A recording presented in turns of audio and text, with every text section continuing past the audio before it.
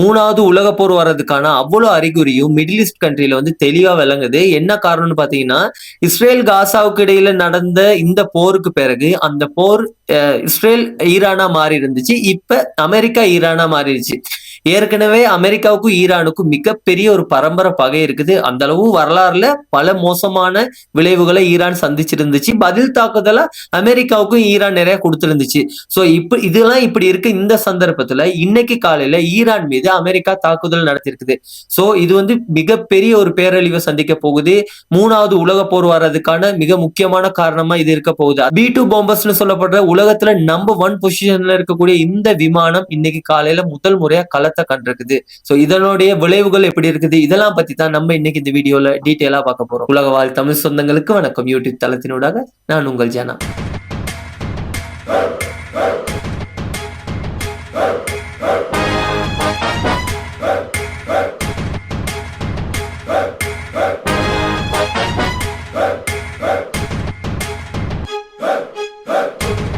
கடந்த ஒரு 2-3 வருஷமா உலகத்துல முக்கியமா மிடில் ஈஸ்ட் கண்ட்ரில வந்து நிறைய யுத்தங்கள் நடந்துகிட்டு இருக்குது.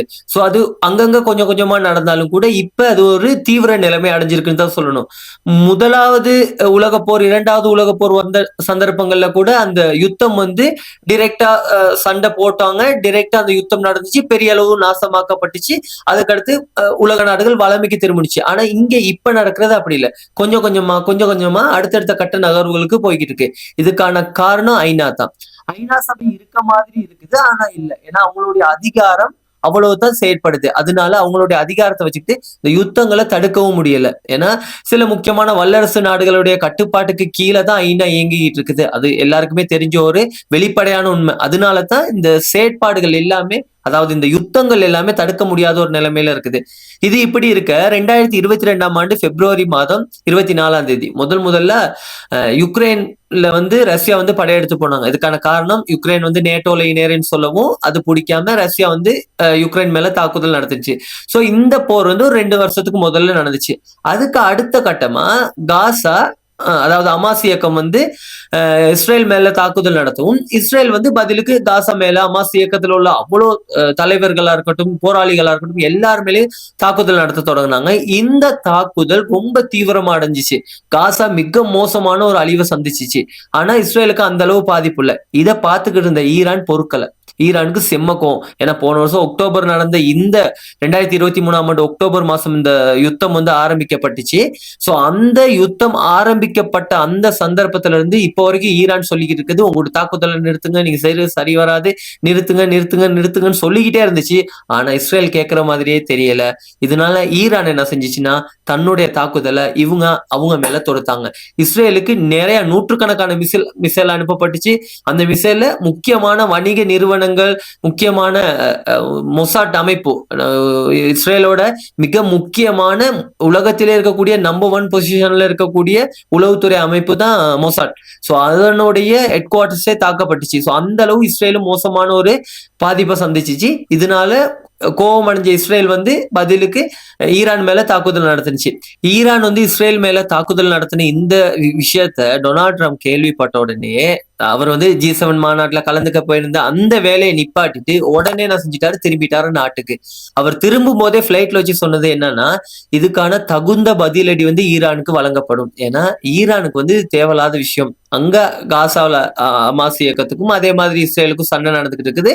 சோ அந்த பிரச்சனையில நீங்க தலையிடக்கூடாது. நீங்க தாக்குதல் நடத்தினதுனால நாங்க கண்டிப்பா இதுல தலையிடுவோம் அப்படின்னு சொல்லிட்டு அங்கேயே வச்சு சொல்லிட்டாரு. இதுக்கான பதிலடி 2 வாரத்துல தருவோம் அப்படின்னு சொல்லிட்டு. அவர் சொன்ன மாதிரியே வந்து 2 நாள்லயே மனுஷ தாக்குதல் நடத்தி விட்டு போயிட்டது. இது என்னடா, இது சர்வ சாதாரணமா யுத்தம் நடந்துகிட்டு இருக்குது. இந்த யுத்தம்னு சொல்றது ஒரு திட்டமிட்டு பிளான் பண்ணி அப்படி எல்லாம் செய்யறதுக்கு ஒரு டைம் எடுப்பாங்க அப்படின்லாம் யோசிக்கிற அளவுக்கு கூட ஒரு நேரத்தை கொடுக்காம தாக்குதல் நடத்திட்டு போயிடுறாங்க. இதனால பாதிக்கப்படுறது சராசரியான மக்கள் தான்.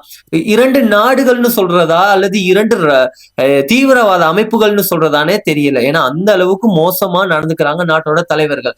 சரி, இது இப்படி இருக்க இப்ப டொனால்ட் ட்ரம்ப் வந்து வந்த உடனே என்ன செஞ்சான்னு பாத்தீங்கன்னா, B2 பாம்பர்ஸ்னு சொல்லப்படுற உலகத்துல நம்பர் 1 பொசிஷன்ல இருக்கக்கூடிய இந்த விமானங்களை வச்சு ஈரானை தாக்கியிருக்காரு. ஈரான்ல வந்து நியூக்ளியர் ஆயுதங்களை தயாரிக்கிறதுக்கான உற்பத்தி நிலையங்கள், ஆராய்ச்சி மையங்கள் எல்லாமே ஒரு மலைகளுக்கு இடையில ரொம்ப பாதுகாப்பா 60 மீட்டருக்கும் அதிகமான பள்ளத்துல தோண்டி அது உள்ளுக்கு அந்த ஆராய்ச்சிகளை செஞ்சு அணு ஆயுதங்கள் தயாரிக்கிறதா அடிக்கடி சொல்லிக்கிட்டு இருப்பாங்க. சோ அப்படியாப்பட்ட ஒரு அமைப்புல அந்த அணு ஆயுத கிடங்குகள் இருக்குதுன்னு சொல்லிட்டு அமெரிக்காவும் நிறைய சந்தர்ப்பங்களை சொல்லியிருக்கு. அமெரிக்கா மட்டும் இல்ல, இஸ்ரேல் இந்த மாதிரி நிறைய நாடுகள் சொல்லிக்கிட்டே இருந்தாங்க. ஈரான் இந்த அணு உற்பத்தியை நிறுத்தணும், இந்த அணு நிலையங்களை மூடணும் அப்படின்னு சொல்லிட்டு நிறைய விடயங்களை ஐக்கிய நாடுகள் சபையில வச்சு நிறைய தடவை சொல்லியிருக்காங்க. ஆனா இதெல்லாம் கேட்கிற மாதிரி தெரியல. இந்த ஒரு யுத்தத்தை சாக்கா வச்சுக்கிட்டு அமெரிக்கா சரியா காய் நகர்த்தல்களை கொண்டு என்ன செஞ்சிருச்சுன்னா ஈரான் மேல தாக்குதல் நடத்துச்சு. அங்க இருந்து வந்த உடனேயே பிளைட், அதே மாதிரி நேவி எல்லாத்தையுமே ஈரானை சுத்தி கொண்டுட்டு நிப்பாட்டிட்டாரு. யாரு? ட்ரம்ப் G7 மாநாட்டுல இருந்து வர வழியிலேயே இந்த வேலையெல்லாம் செஞ்சிட்டாரு. வந்த உடனே அட்டாக் பண்ணாரு. இந்த அட்டாக் இன்னைக்கு காலையில தான் நடந்துச்சு. முதல் முறையா இந்த இஸ்ரேல் காசா பிரச்சனைக்கு பிறகு அந்த பிரச்சனை இஸ்ரேல் ஈரானா மாறிடுச்சு. சோ இப்ப இன்னைக்கு காலையில அமெரிக்கா ஈரான் மேல நேரடியா தாக்குதல் நடத்தினதுனால அது அமெரிக்கா ஈரான் பிரச்சனையா போயிருச்சு. இப்ப அமெரிக்கா ஈரான்ல தாக்குன இடங்கள், அதாவது அந்த அணு நிலையங்கள் எது எதுன்னு பார்த்தோம்னு சொன்னா போடோ, அதே மாதிரி நதான்ஸ், இஸ்பஹான், இந்த மாதிரி 3 இடங்களை தாக்கியிருக்கு. இது 3மே ஈரானோட மிக முக்கியமான 3 அணு நிலையங்கள். ஆனா ஈரான் என்ன சொல்லியிருக்குன்னா, நாங்க அங்க இருந்து எங்களுக்கு விட்டு, அதாவது அணு இது புளூட்டோனியமா இருக்கட்டும் எல்லாத்தையுமே நாங்க எடுத்துட்டோம் அங்க இருந்து. இருந்தாலும் கட்டிடங்களுக்கு தான் சேதமாக்கப்பட்டிருக்குது முக்கியமான, ஏன்னா ஆய்வு நிலையங்கள் முக்கியமான, மிக மிக முக்கியமான அந்த உற்பத்தி பொருட்கள் எல்லாமே சேதமாக்கப்பட்டிருக்குது. உயிர் சேதங்கள், பொதுமக்களுக்கான எந்த ஒரு உயிர் சேதங்களும் இல்லைன்னு ஈரானே சொல்லியிருக்குது. ஆனா இதுக்கான தகுந்த பதிலடியை அமெரிக்காவுக்கு கட்டாயம் கொடுப்போம், நீங்க உங்களுடைய கப்பல் படையை காப்பாத்திட்டு இங்க இருந்து போயிருங்க அப்படின்னு சொல்லிட்டு ஈரானுடைய அதிபர் அயத்துல்லா கமேனி சொல்லியிருக்காரு. இப்ப அவர் சொல்றது என்னன்னா, நீங்க எங்களுடைய நாட்டுக்கு பக்கத்துல உங்களுடைய கப்பல் படையை நிப்பாட்டி இருக்கீங்க, தாக்குதலை நீங்க தான் எங்களுக்கு ஏற்படுத்துறீங்க. சோ நாங்க பதில் தாக்குதல் ரொம்ப மோசமா தாக்கும், அது முதலாவது உங்களுக்கு கப்பல் படை தான் அப்படின்னு சொல்லிட்டு ஓப்பனாவே சேலஞ்ச் பண்ணியிருக்காரு. அப்ப அமெரிக்கா ஒண்ணு கப்பல் படையை பின்வாங்கணும், அப்படி இல்லைன்னா அங்கனைக்குள்ள பக்கத்துல அமெரிக்காவுடைய நட்பு நாடுகளுக்கு இடையில அந்த கப்பல் படைகளை சேஃபா கொண்டு போயிட்டு சேர்க்கணும். இதுதான் செய்ய போகுது. எது எப்படியா இருந்தாலும் அமெரிக்கா முதல்ல சொன்னிச்சு, யாரு? ஈரான், நீங்க இந்த யுத்தத்துல தலையிடாதீங்க, சொல்றதை கேளுங்க அப்படின்னு சொல்லி கேட்டுச்சு. ஆனா ஈரான் கேட்கிற மாதிரி தெரியல. இப்ப என்ன செஞ்சிச்சு? பாம் ஒண்ணு போட்டு இப்ப அமைதியா இருங்க அப்படின்னு சொல்லியிருக்கு. அமைதியா இருக்க சொல்லிட்டு இப்ப அமெரிக்கா சொல்றது என்னன்னா, நாங்க உங்களை சமாதான பேச்சுவார்த்தைக்கு கூப்பிடுறோம், வாங்க சமாதானமா முடிச்சுக்கோ அப்படின்ட்டு. ஆனா ஈரான் அதிபர் அயத்துல்லா கமேனி சொல்றாரு, நாங்க இப்ப சமாதானத்துக்கு வரல, இதுக்கான பதிலடியை தராம வரமாட்டோம் அப்படின்ட்டு. ஒருவேளை ஈரான் அமெரிக்கா மேல தாக்குதல் நடத்திட்டு அதுக்கு பிறகு சமாதானத்துக்கு வரலாம். சரி, பொறுத்திருந்து பார்ப்போம். ஒருவேளை தாக்குதல் நடத்துமா இருந்துச்சுன்னா ஈரான், அமெரிக்கா பார்த்துட்டு சும்மா இருக்காது, அடி வாங்கிட்டு சமாதானத்துக்கு போகாது. அதை விட 3 மடங்கு 4 மடங்கு பலமான ஒரு தாக்குதல், பதில் தாக்குதல் நடத்திட்டு தான் அமெரிக்காவும் சமாதான பேச்சுவார்த்தைக்கு வர்றதுக்கு ஏதாவது ஒரு வழி செய்யும். இது இப்படி இருக்க, இந்த ஈரான்ல தாக்குதல் நடத்தின இந்த B2 பாம்பர்ஸ்னு சொல்லப்படுற இந்த பிளைட்டை பத்தி கட்டாயம் சொல்லியே ஆகணும். இந்த பிளைட் இதோட ஸ்பெஷாலிட்டி என்னன்னு பாத்தீங்கன்னா, கிட்டத்தட்ட 1,00,000க்கும் அதிகமான டன் வெயிட் கூடுனது அப்படின்னு சொல்லப்படுது. அதுல இருந்து போடப்பட்ட அந்த குண்டு கிட்டத்தட்ட 13,600 டன் வெயிட் உள்ள குண்டுகள் தான் போடப்பட்டுச்சு அப்படின்னு சொல்லப்படுது. இப்ப இந்த ஈரான்ல இருக்கக்கூடிய அணுமின் நிலையங்கள் எல்லாமே நிலத்துக்கு கீழே 60 அடிக்கு கீழே அமைக்கப்பட்டிருக்குது. சோ அதை தாக்குறது சரியான கஷ்டம், அமெரிக்காவில மட்டும்தான் தாக்க முடியும் அப்படின்னு சொல்லிட்டு எல்லாத்துக்குமே தெரியும்.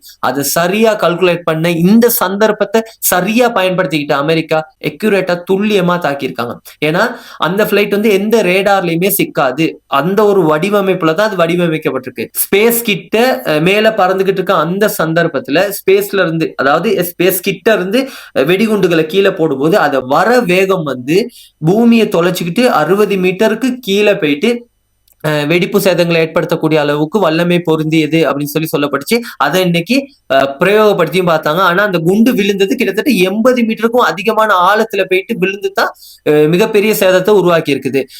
இதெல்லாம் எதிர்பார்க்கல. ஆனா அந்த 3 அணுமின் நிலையங்களும் சர்வ நாசமாக்கப்பட்டிருக்கு அப்படிங்கிறது ஈரானே பதிலா அவங்களுடைய அரச தொலைக்காட்சிகள்ல வெளியிட்டு இருக்காங்க. ஆனா மக்களுக்கு உயிர் சேதம் எதுவும் வரலன்னு சொல்லியிருக்காங்க. இது எப்படியா இருந்தாலும் இந்த சம்பவத்துக்கு பிறகு ஈரான் பதில் தாக்குதல் நடத்துமா இருந்தா ஈரானுக்கு ஆதரவா சில நேரம் ரஷ்யா வரலாம் அல்லது சைனா வரலாம். இவங்கெல்லாம் வருவாங்களா, ஈரான் பக்கம் ஒரு நாடு அணி சேர்ந்துடும், பல நாடுகள். அதே மாதிரி நம்மளுடைய இஸ்ரேல் பக்கம் அமெரிக்கா இருக்க மாதிரி அமெரிக்காவும் சார்ந்த இஸ்ரேல் சார்ந்த பல நாடுகள் அந்த பக்கம் அணி சேர்ந்துரும். இப்படி 2 பக்கமும் பல நாடுகள் அணி சேர்ந்ததுக்கு பிறகு 3ஆம் உலகப் போர் வெடிக்கிறதுக்கு மிகப்பெரிய காரணமா இருக்க போகுது. ஸோ இந்த சம்பவத்துக்கு பிறகு ஈரான் பதில் தாக்குதல் நடத்தாம இருந்தா நல்லம், அல்லது அமெரிக்காவும் சமாதானமா போனா நல்லம் அப்படிங்கிறத எல்லாருடைய எதிர்பார்ப்பா இருக்குது. இந்த சம்பவத்துக்கு பிறகு 3ஆம் உலகப் போர் வருமா இருந்தா, ஆயிலா இருந்தாலும் சரி, தங்கமா இருந்தாலும் சரி, எல்லாமே விலைகளா கூடும். அதே மாதிரி நாட்டோட எல்லா நாடுகளுடைய பொருளாதாரமும் பணவீக்கமும் அதிகரிச்சுக்கிட்டே தான் போகுது. பொருளாதார ரீதியா பாரிய வீழ்ச்சி, பணவீக்க ரீதியா ரொம்ப ஒரு பணவீக்க அதிகரிப்பு நிலைமை இப்படி எல்லாம் ஏற்பட போகுது. இதெல்லாம் மாறணும். அப்படியா இருந்துச்சுன்னு சொன்னா ஐநா தலையிட்டு இதுக்கு ஒரு தீர்வு கொடுக்கணும். சரி, பொறுத்திருந்து பார்ப்போம். இது 3ஆம் உலகப் போர் வராம இதோட முடியுமா அப்படின்னு சொல்லிட்டு. சோ இது சம்பந்தமான அப்டேட் அடுத்தடுத்த வீடியோல வரும். சோ இந்த தகவலை தான் இன்னைக்கு நான் உங்களோட பகிர்ந்துக்கணும் அப்படின்னு நினைச்சது. மீண்டும் இன்னும் ஒரு தகவல் பதிவுடன் சந்திக்கும் வரை உங்களிடமிருந்து விடைபெறும் நான் ஜானா.